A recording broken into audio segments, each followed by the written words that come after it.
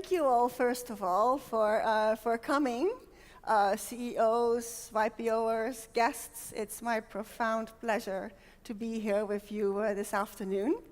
So Sean said, my name is Mia. I'm with Salesforce. And as a bit of background, before joining Salesforce, I had a career at AT&T when they went through their big transformation in communications. I also was with Shell when they went through big changes in the oil industry. And I've been with Pepsi-Cola, building the Pepsi-Cola international beverage business from scratch with a fantastic team. So those of you who are getting to enjoy a Pepsi Max or a Mountain Dew or a Miranda or Aquafina in the far reaches of this world, so you're welcome.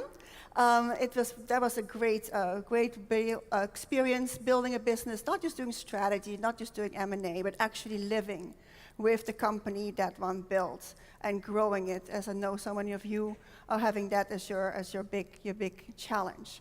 Also was a managing director on Wall Street and a Harvard PhD economist. So continuously going around learning lessons and taking note of what we can actually learn from a series of amazing companies.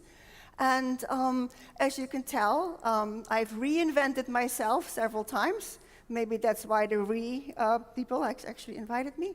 But what I really enjoy is being with companies at a time when the industry is just about to change profoundly, and being the first ones to spot the change and to take advantage of that.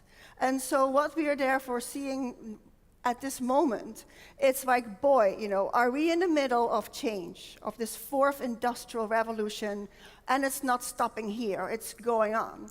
And whereas the previous revolutions, they might have been somewhat more similar in terms of getting a handle on it. Well, it was the transition to steam, it was transition to electricity or to computing. But this revolution is very, very different. It's about us all being connected. And the underlying economics, the drivers of being connected, of computing power, are changing everything we do. Not just the way we deal with our customers, but our customers are talking to each other without us even knowing what they're talking about. And also the way that doctors work, nurses work, truck drivers work, everything changes so profoundly. And as an example of how fast things are moving, we don't have to look much further than China. See what has happened there in the last 4 years. They've even steamed ahead of what's going on in, say, the US in terms of mobile payment. Think about the impact of having 800 million people on mobile phones, of 1 billion people doing much of their life within an environment called WeChat, which is the equivalent of our WhatsApp, Amazon, Facebook, all rolled into one. There's amazing, amazing changes taking place there, and the learning is huge, on a phenomenal scale. Well, on a smaller scale, to a grocery store close to you, changes are taking place as well. Who of you have been in an Amazon Go store? I've heard of Amazon Go. Yeah, see? And what's so amazing about Amazon Go is that you announce your arrival, or impending arrival, via your phone, but then you put your phone away. Then you just get whatever you want in the store, you take it off the shelf, you put it back on the shelf, you put it in your cart, and you just walk out the door. You don't have to stand in line for the checkout. So what's interesting, I think, about that is that in a way, as we're saying, the fourth industrial revolution, the walls will come alive. Well, the walls are already alive, right? We're already smack in the middle of the fourth industrial revolution, where with the use of information about data, sensors, deep learning, progress is being made in a very, very rapid fashion. What's also interesting, I think, about this Amazon example is what did they innovate most? The most painful part of the experience, right? The checkout. They made that the easiest thing. So think of another painful example. Like, what about insurance? I know we all pay insurance. We probably pay a lot. But then when you want to collect on a claim, try to get that done, right? It's like pulling teeth. So a new company called Lemonade addressed that most painful part of the experience. And they claim that they can reimburse claims within 3 seconds. And they've done that by setting up a company, an insurance company, in a completely new way. They've done away with the various agents in there, using behavioral economics, using data and learning.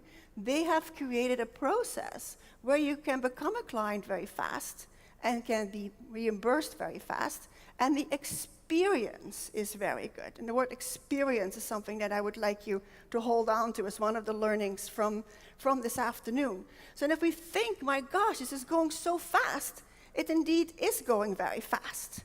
And again, in contrast to some of these other revolutions where you had like one wave at a time, here we see several waves all coming together. It's computing, it's telecom, it's AI, it's IoT, all together. And you see these arrows just keep going up, right? The moment we're ready for the 4th industrial revolution, we better get ready for the 5th industrial revolution. So this is something about technology and the speed. So now let's take a look at our customers, at our consumers. What's going on with them? Well, let's look at this company. It's called Rent a Runway. Now, maybe some of us have just barely gotten used to the fact that many people are willing to rent their spare bedroom, or rent their bed, or share their bicycles, or share their cars. But sharing your clothes for like a couple of hours? We really have to, come to grips with the fact that these new consumers have a really different way of thinking about ownership, about what they want to buy, about what they want to share, probably about how they think about commitment. And one thing they really, really care about is they care about the experience. 80% of customers who Salesforce has interviewed in a very broad-based, very, very deep piece of research across many countries, they said that experience is more important than the product or the service. And if they don't like it, they'll switch company. And on the other hand, though, what's very good is they're willing to pay extra for experience as well.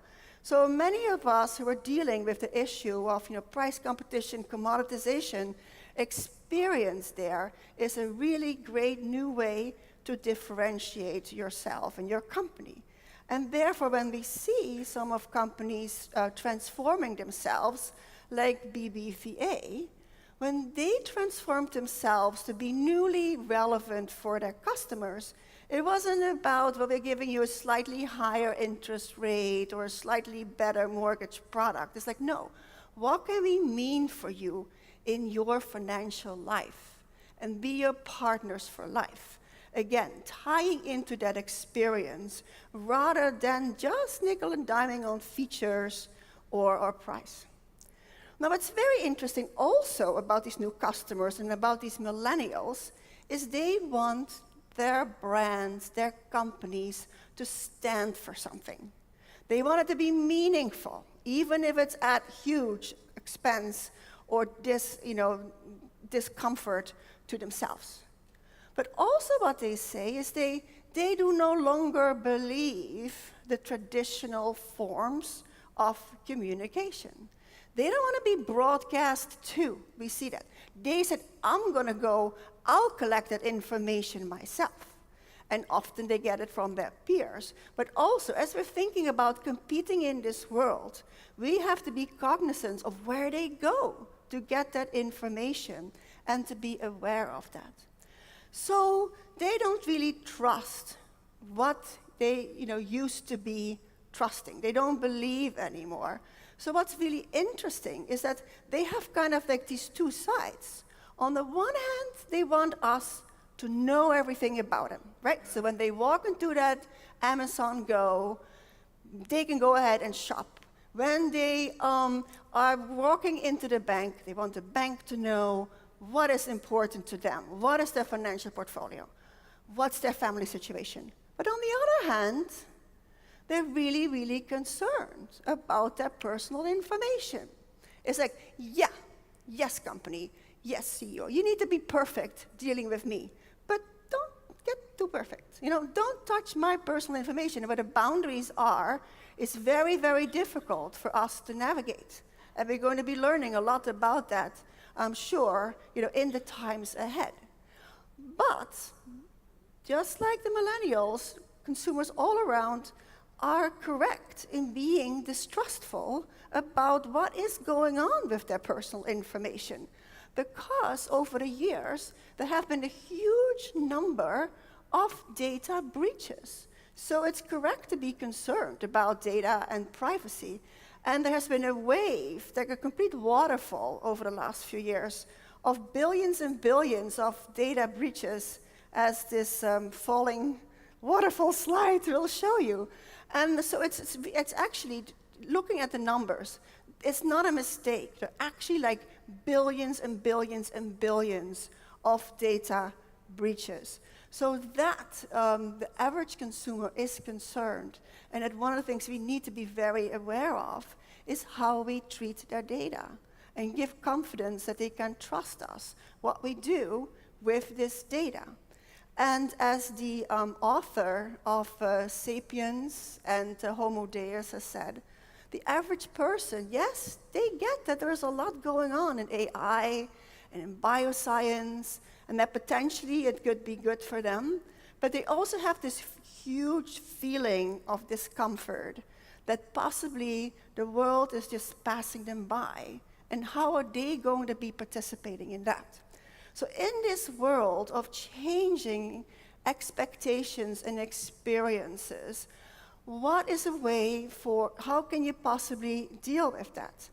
And one of the ways that we've dealt with it at Salesforce, click this up here, is that we have found we need to be a value-based company. And the core values of ours are trust. We want our customers to trust that we do the right thing with their information, that the infrastructure that they're using, that it's going to do for them what they expect it to do. And also, another very big value that we really just hold on to is focus on the customer. Like, if we do right by our customers, then we will do right as well. And as you can see, the customers changing so quickly, changing their minds, changing what they consider normal, holding on to what the customers want, and building your business in a designed fashion, looking at what the customer, with the customer sense in mind, we found has been very, very helpful for us to grow and continue to have the trust and confidence of our clients. So it might not be for everybody, but what we felt was that a value-based company was the rock bottom on which we built everything. And it's very, very valuable, not only in the context of changing consumers and expectations, but also if you take a look what the fourth industrial revolution and the advance of information, computing, etc., it's also causing walls between industries to crumble. Now, what do you see in this picture? You see what? Yeah? I see a car. Self-driving car. I see things that didn't used to be in the car industry, right? Not too long ago, if you asked Mercedes or Volkswagen, Chrysler, are you competing against each other or are you competing against Google? They're like, huh? What you talking about? So you see what's very interesting in the way that industries are shaping up. I'll give you a couple of frameworks to hold on to, is that you no longer have look-alike companies competing against each other. Like the good old days, as I just said, you had Mercedes, Volkswagen, they recognized each other, they were competing against each other, did most of what you expect a car company to do. But no longer. What you saw in that picture is that companies are taking really juicy parts of the industry. and taking a very fine sliver of the industry. So that's why you see here, I've made one part golden, the golden nugget. So we, as owners, as CEOs of companies, we need to be very aware. Are new competitors coming in and taking the juiciest part of our business? And as technology giving us tools to control parts of the business rather than own parts of the business, are we really focusing on owning the part that has the highest return? Not just investing our capital, but also, our time and our best people. Or are we letting other competitors do that to us? The other thing that you see in this picture was that it's no longer just, a couple of lookalike companies, it's a whole entire ecosystem of companies that makes products go from manufacturing to services to customers in an industry. So again, for us, as CEOs, as owners, as leaders, it's a whole new set of management skills we need to have. Gone are the days of command and control, right? You can't command and control somebody else in another company. You need to influence them, because boy, do you need them all to work together. But then, yeah, you may cooperate with them, but make no mistake, they're after your profits. So it's a really interesting balance that you have to manage. And this unbundling and focused companies, you see it in many industries, like for instance in the financial services industry, right? But once upon a time was a full-fledged services company, you see focused elements of the industry that had a high growth, a high promise, popping up independently. Another thing that we're seeing in these industries is that, competitors are not shy. They come and take the best part. Like talking about financial services, I was working with some Chinese banks, China Minsheng Bank, Agricultural Bank of China, and they were very upset with Alibaba and Jack Ma. Because they said, this is an online company. What are they doing giving loans to SMEs? He's not a bank, we're banks. Well, said Jack Ma, they interviewed him about that. He said, well, that's just too bad. If the banks are not going to change, I'm going to change the banks. So beware, right? This can happen to all of us in our industry. So in summary, the picture that I'd like you to keep in mind is that figure out in your business, where's the part that the most return is being made? Are you doing that or somebody else doing that? This orchestration is really important, and there's big value to be made in orchestration of, of platforms, etc. And then beware of what I call three-dimensional competition, like companies that are coming over the wall and snatching, what's best.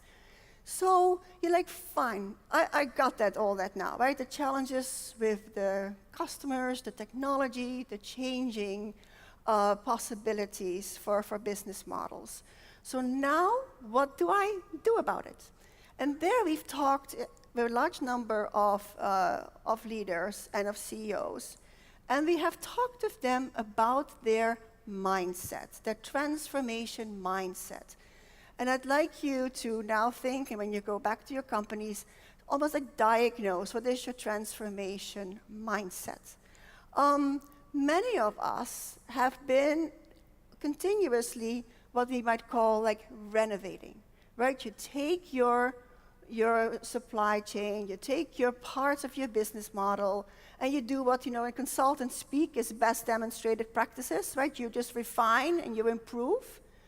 But as you can see, with these industries changing so fundamentally, customers changing so radically, that is just simply, that's going to leave you behind. It's necessary, but it's not enough. At the very least, what you should do is evolve. Pay more attention to what your customers need, what they want, and start rethinking your business from that end up. And then finally, as you've seen, that might not even be enough. Think of the example of lemonade. Think of how you can do what you're doing in a whole new way, with a whole new business model, whole new cost structure, a completely different approach. So check yourself and say, am I stuck in a improvement, in a renovate mindset? Whereas I really, really, really should be in a transcend mode. And that is not easy at all. So you might say, well, fine, I'm going to be transcending. Like, how do I do that now? And again, looking at a lot of successful companies, what we have distilled is a number of transformation disciplines. And you won't be surprised to hear that it starts by being customer-centric. And then it needs to be driven from you. You need to drive it. You need to head up this team. It needs to be focused, agile. You need to really, really be committed to that. So how do you do this customer centricity? Well, think of it this way, that once upon a time, you being a CEO, you're like, great, I've got this product, or I've got this product idea. Great, let's build a factory, let's bring a distribution system, let's get sales, marketing, everything around that. But what we have found in the most successful companies who are thriving among the change do it the other way around. They're starting with the customer first and looking at it from a design point of view and build marketing, build sales, build manufacturing, build customer relationships on the basis of that. Make that your starting point. And again, this is not easy at all. This is very, very hard. But some companies actually have done it quite successfully. And I'll give you a couple of examples. One company, for instance, is Marriott. Now, Marriott is one of the largest hospitality companies, and their traveler customers very, very much want, a smooth, welcoming, everything's taken care of experience. Well, a few years ago wasn't like that. And Marriott was really stuck with old systems, old processes. But they managed to transform themselves by looking at it from the customer's point of view. And so now, Josh, the other day, he was telling me he arrived at Marriott Marquis in New York. And as he was flying in, on his app, he told Marriott he was coming.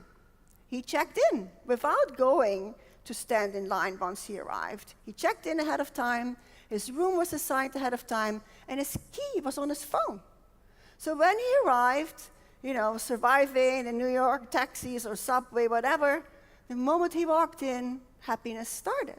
Because he could go straight up to his room, his key worked, his favorite music was playing, there he was. So that's, an example of something that we would not necessarily have associated with Marriott not too long ago. But they managed the transformation. An example of a much smaller company is Brunello Cucinelli, which many of you might have come across. It's very fine, mostly handmade clothing. But they, not too long ago, only had like five stores. It's a family-run company, very, very strong values, but they did want to grow. And they wanted to grow without losing their authenticity and without losing this relationship with their customer, almost like a bespoke relationship. So with the use of technology, they managed to transform themselves and have this customer-centric view. So now whether you're shopping online or whether you're walking into one of the new Brunello Cucinelli stores, the stylist will know you. Not just your size, but know what you have bought, know what you liked, knows probably what you have been looking for online, knows your fabrics. So this is a great example of being customer-centric. And then finally, a company that I'm sure we all have experience with is Adidas.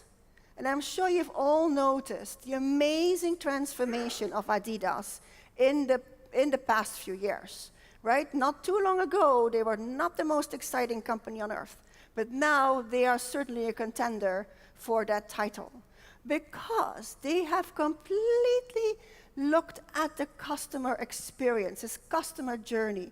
And so from the time people are looking online to walking into stores, Adidas is able to capture that and use that for designing of new shoes, but also to inform the supply chain and manufacturing all the way upstream with regard to, what is going to happen, what do the customers want. Of course, great economics with regard to, manufacturing, inventories, and all that. And also, they've taken a page out of the book of the millennials wanting a company to stand for something. And so what they've adopted is to remove, as one of their causes, is to contribute to removing plastic from the oceans. So one of the more successful lines of shoes now of Adidas is made out of recycled plastic from the oceans. And they get a huge amount of kudos for that from the millennials. So just to wrap up, and then I hope you have some questions, and let's see what we can, maybe some examples from you as changing your companies in the fourth industrial revolution. So let's just wrap up a couple of key things that we ran through in very quick fashion so far. So what we see is that success in the fourth industrial revolution, you want to hold on to like 4 elements. First of all, a really, really good understanding of what's going on in your industry, in adjacent industries, and your customers with regard to the rapid change of their preferences, the rapid change in the technology, and the new business model possibilities, that if you don't take advantage of them, somebody else is going to do that. Next element is really check your transformation mindset. Are you transcending, or are you or parts of your business stuck in the continuous improvement in the renovate? And I know that's a very difficult thing to break out of, because often what you're finding is that parts of a company that's very successful and that's contributing to current profitability might not be the same parts as the company that's going to contribute to future profitability. And it's very, very hard to make that change as a CEO, and very, very hard to make that change for your employees, who may really not just resistance, but they just simply think this is the right way to do it. So it's actually very hard to break out of your mindset and go to a transcend mindset. Then thirdly, take these transformation disciplines seriously. And we can give you more detail on that. In particular, customer centricity. Customer centricity will be your way of not being caught out, of getting guidance in how to reshape your business. So putting these 4 elements together, and again, we can give you much more depth about all that. Putting these 4 disciplines together, I think will put you in good stead to compete and be successful in the fourth industrial revolution, but also be prepared for the fifth industrial revolution, which, no doubt is just, it's just really like right around the corner, because these trends don't stop. So here, I'm going to stop talking. I'm going to say thank you to all of you for listening to me.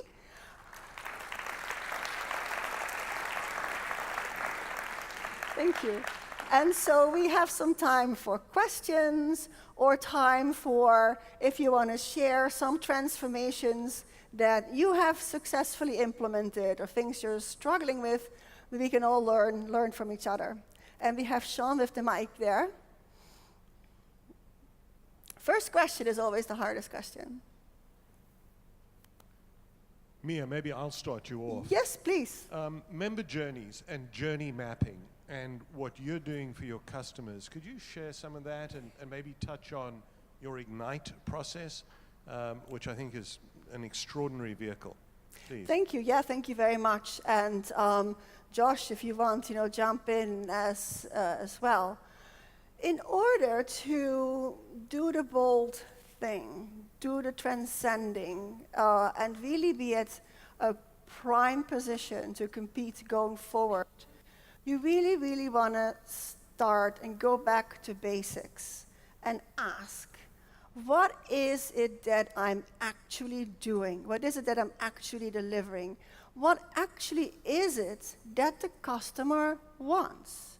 Strip away everything that we know we're doing. Strip away everything that we think we're good at. Because one of the things you can see in this world is, being the best at something is no longer good enough, right? Being at AT&T and being the best at analog transmissions, that's no longer going to do you any good. So we have in Salesforce a process that we call Ignite. And it's a collaborative process that we do together with our customers. It's not something that we charge for, but we do ask your commitment to have your decision makers and to have people who are actually going to be implemented and knowing the customers participating in the process. And it's a process that might take several months, where we start off with asking the decision makers, tell us who you think your customers are. And then we will go deep research and find out who actually are the customers. And then we build a couple of what we might call personas, examples of customers. And then we walk through the process of what this customer is actually expecting from us. How do they interact with the company? How would they like to interact with the company? And it's amazing the insights that come from that. And we've done it in telecom companies. We have done it with, as I showed you, with Adidas, with Marriott. We've done it at the graduate school at Harvard that I'm involved with, thinking about the experience of graduate students. And it leaves a fundamental result, because it's not just the answer that matters. It's also the rethinking that you see taking place among your employees who are going to have to implement it, who are going to have to actually do it. So it's a complete, sort of 360 process that really has fundamental impact. Yeah. Mia, thank you. And the output is extraordinary. A series of storyboards which paint the picture of your customer journey, your ROI, where your pain points are, your future strategies, and a roadmap prior to that of how you can actually leverage technology in a highly disruptive space.